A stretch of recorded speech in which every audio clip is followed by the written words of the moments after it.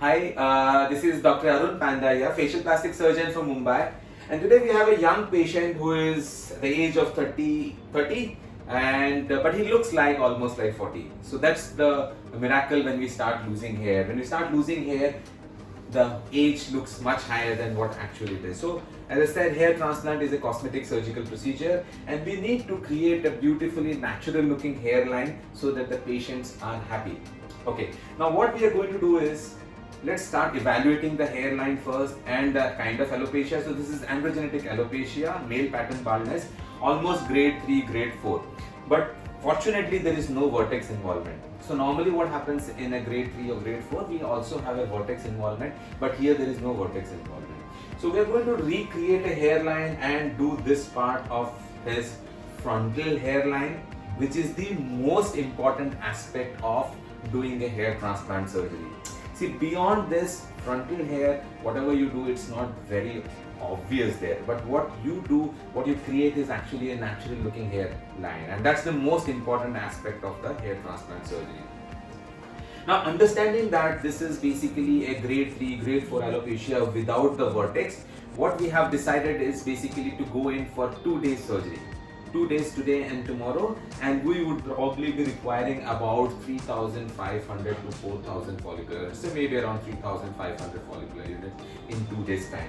So as I said, our donor areas are going to be from the back and from the beard. I prefer to take the beard because it is very thick and it gives very good density. Let's go ahead and mark the hairline. That's the most important thing. So the 3 important points when we are marking the hairline. Number 1 is the mid-frontal point. Mid-frontal point.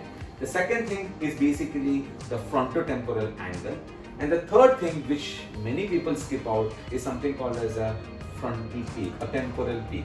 The temporal peak is something which is here. I will explain you that. Okay, let's just take this out for a second and let us try and understand this. Okay, the first thing what we are going to mark is the mid-frontal point. Okay, so where do you mark the mid-frontal point?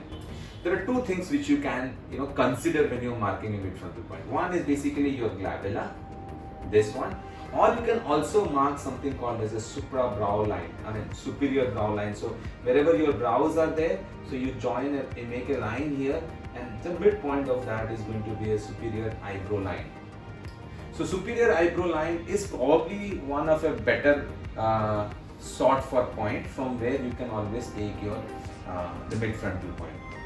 So once you have marked the superior eyebrow point here, so what you do is from there, what you're going to do is you're going to mark about a 7 centimeter from here. So this is going to be my 7 centimeter. So you can also consider, a lot of people consider 4 fingers from here. You can also take it from the glabella as well. So these are all different techniques and different points you can consider. So you can also always consider a superior eyebrow line, and from the middle of the superior eyebrow line you consider about 7 centimeters.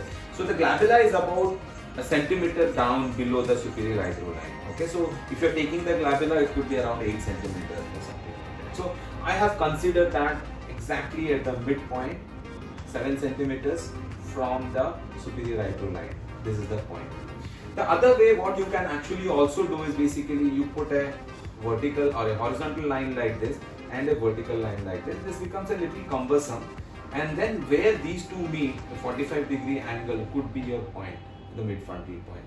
So this is your horizontal and this is your vertical, and wherever they meet, and from there you draw a 45 degree, that could approximately be your mid-frontal point. But you could always mark your mid-frontal like this. That's a much better way. So that's point number 1. The point number 2 is basically the frontotemporal angle. Frontotemporal angle is an angle where the frontal line, it comes here and meets the temporal line here. Okay, so how do you mark that? So like for example, imagine a patient who has lost a lot of this temporal fringe here. So you will not consider and you will not find that temporal. So this line should come and meet the temporal fringe here. So imagine that he has lost this temporal fringe. So how do you consider this? So in that case, you will actually have to make something called as a lateral hump. Lateral hump is a hump kind of a thing on the lateral aspect, this kind of a thing, which is like above the superior ear, and this you will have to mark it something like this. So that is going to be a lateral hump. But then since he's almost grade 3, grade 4, so he has not lost his temporal fringe, so you can always draw a line from here and you can always join it. Now basically there are two kinds of hairline which we speak about. So it could be, kind of a flaring kind of a hairline which most of us use. So most of us use something called as a flaring hairline, or you could also do something called as a oval kind of a thing which goes back like this. So you normally consider an oval kind of a thing when you basically you are short of grafts and your face is something very thin and slim and things like that. So you can consider that as a kind of an oval thing. Okay. Now let us consider that I am going to have a flared this thing. So the first thing which I am going to consider is having a frontotemporal angle. So you draw a vertical line right from the lateral canthus here, and just it should not be falling down like this, it should be totally vertical. Now imagine this is totally vertical and here, and a centimeter back lateral to this, I'll keep a centimeter lateral to this, and this is going to be my frontotemporal angle. So sometimes some people say, okay, the lateral canthus, this is going to be the frontal temporal angle, but then what I normally consider to be little back, a centimeter lateral to this lateral canthus line. Okay, so this would be my frontotemporal angle. Okay, so now what I will do is I will just go back and join something like this, flare it up. Okay, so you could consider this also, but somehow to flare it and not to look very squeezed in, I try and put it about a centimeter lateral to this lateral canthal line. So let's have this here. The same thing I would be doing it here. So this is going to be my lateral canthal line, and a centimeter behind it. So this is going to be my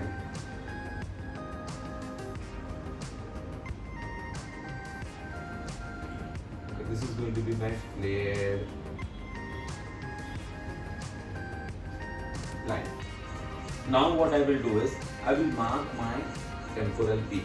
Okay, so how do you mark a temporal peak? There are various ways of doing it. You could kind of draw a line from the tip of the nose going through the pupil, that which intersects your the mid frontal point, when you consider that, to the lower part of the ear lobe.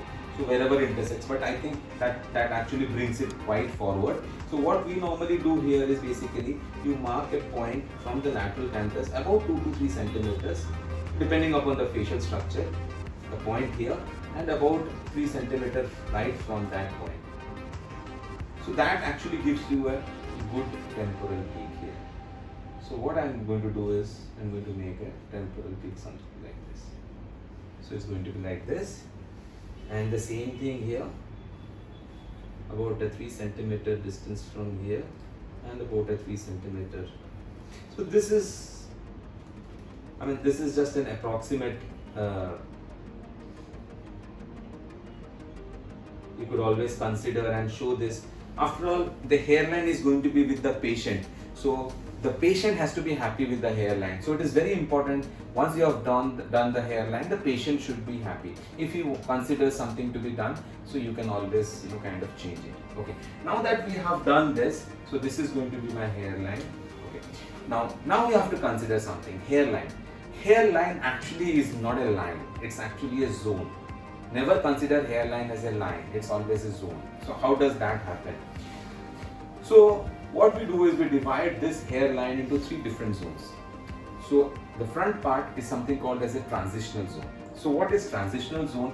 Is an area of about 0.5 to 1 centimeter, the anterior border, which has got very thin hair, or one hair per follicular unit, thin ones. You will pick up those hair follicles which has got one hair. So you will be transplanting them on the anterior zone. So let's mark that here. So this is going to be my centimeter, 0.5 to 1 centimeter of 0.5 to 1 centimeter of transitional zone. This is going to be my TZ. Okay. Actually, this is less than 0.5 centimeter. So you could always increase it by another 0.5. Okay. Once I have considered this as a transitional zone, but the next part is going to be a defined zone. So the defined zone is about 2 to 3 centimeter behind it. So that's going to be very thick. So this part is known as the defined zone. So this defined zone is going to be when you are transplanting, you're going to be transplanting it very thick. So all the follicular units which contain 2 and 3, they are going to be considered there. The third part, what you consider here, is something called as a frontal tuft. Frontal tuft is an area in between which is going to be the maximum density here. So this is the part. So the frontal part is actually considered the area with the maximum density. So what we will be doing is giving the maximum density to the frontal tuft here. Okay. So now what we have here is basically a frontal tuft, a transitional zone, and a defined zone. Okay, so we have the TZ, the defined zone, and the frontal tuft. So this is going to be my hairline. So as I said, hairline is going to be a zone with a transitional zone with small single hair follicular units. Defined zone is going to be something which is basically thick hair, 2-3 hair follicular units, and the maximum density would be into the frontal tuft area. Okay. Now let us consider that we have drawn this. Okay. Now there are a couple of things which we have to understand when we are transplanting. Angle and direction, very important. What is angle? Angle is basically the degree at which the hair actually exits your scalp. Means, like for example, my hair is exiting my scalp, it cannot stand 90 degrees. It has to be very acute. It has to be very acute. About 15 degrees or so. Never beyond that. 15, 20 degrees, that's it. So this is going to be my angle. So the angle at which the hair follicle or the hair shaft actually comes out. So when you are doing the first part of the transplant, when we are making slits, we should consider using our blade or the needle in a very acute condition and in an acute angle. So the exit of the hair actually is very acute from the scalp. Number one. So that's about your angle. And then what happens is we're talking about the direction. So the direction would again depend on how the patient wants to keep his hair. Somebody wants to keep from the left to right. So your angle, I mean the direction with which you are making the slits would change. Like consider that he wants to keep it like this. So here in this area, your direction should come like this. You're making your slits, the direction should come like this, and it should come like this. And here as we come here, it should be straight. So it should come straighter and in an acute direction like this. So we are considering like this, considering like this, considering like this. And as we come here, so this instead of being like this, the direction is going to be like this because it's going to be combing it on this direction. Okay. Now when we are considering this temporal area, as you see the existing hair, it is very acute and it is actually falling down. So our necks and our incisions are going to be very acute in this direction, in this direction, in this direction, never in this direction. Here, never in this angle. It has to be acute and here in this direction and here in these directions. Alright, so this is going to be my temporal peak, which is going to give the patient a younger look. Okay, and this is going to be my the transitional zone, the defined zone, and the frontal tuft, which will take care of our hairline. Now, if you have a patient with grade 5 alopecia, grade 6 alopecia, there is a transition from the hairline or the zone to the mid scalp area. The moment we are going into the mid scalp area, which is the middle part of the scalp here, then we are safe here. We are pretty safe here. Now, another problem what happens is when the patient considers or asks for a hair transplant in the vertex area. If you have a patient who comes in for a vertex area, if he's grade 5, you actually have to consider how much of a donor area you have.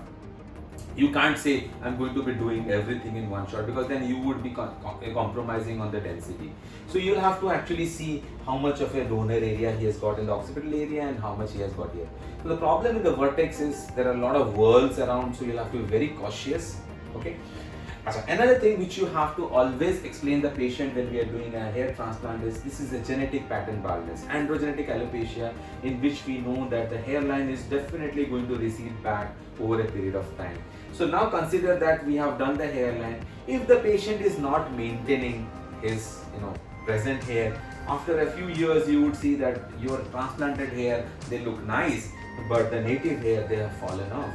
So this is very important for us to explain to the patient that when we are doing this kind of a transplant, they have to really take care of this, or probably we would need another session of transplant over a period of next 3 to 4 years or 5 years till he is considering and kind of maintaining this hair.